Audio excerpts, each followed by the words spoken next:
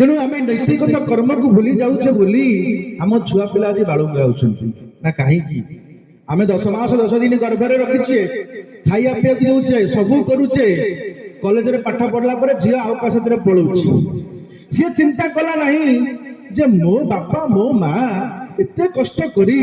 मते पिला दिन मनीष करिसंती ए गोटे पर पुरुष साथरे मु 5 दिन ता साथरे कोन कथा हे गली जे मु चिंता करूची पळेबी बोली ता संगरे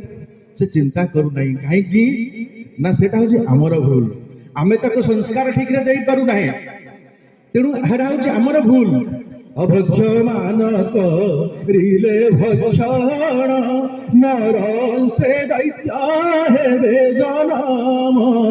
नरं से दैत्य हेबे जनम आमे सब दिन अभक्ष खाइले मनुष्यर खाद्य कौन मनुष्यर खाद्य हूँ क्षीर नीर खाद्य शस्य यही सब जिन हूँ आमर खाଇବା कथा आमे कौन खाइले मटन खाइले चिकेन खाइले चुंगुड़ी खाइले अंडा खाइले ये हूँ अभक्ष ये आमर खाद्य नुह आज्ञा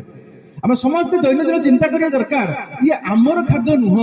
किंतु आमे ताकू आहार करूचे जाद्वारा कौन हम से जो खाद्य आमे खाइले आम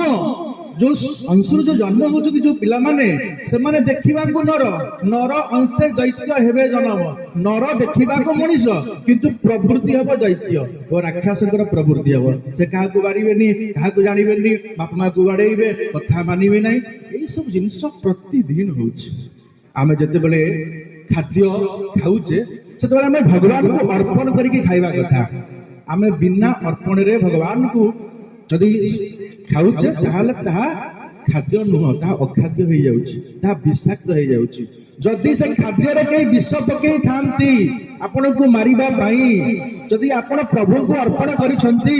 तेबे कोनोसी प्रकार मरिबे नाही एक कथा मध्ये सत्य काहे कि ना कोनोसी उपाय रे भगवान आपण को बाधक सृष्टि करिवे से खाद्य को आपण खाउतिबे ओटे बिलेई पळे आसीबो ओटे पोकटे पड़ी जिवो आपण खाइबेनी काहे कि ना भगवान को आपण अर्पण करिसंती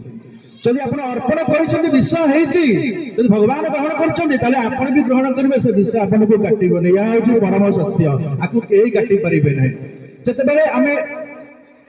वस्त्र परिधान करुचे भगवान को अर्पण करके वस्त्र परिधान करिया दरकार जदि भगवान को हम अर्पण करिचे ताले से वस्त्र रे शुभ अशुभ किछि नाही सब शुभ भगवान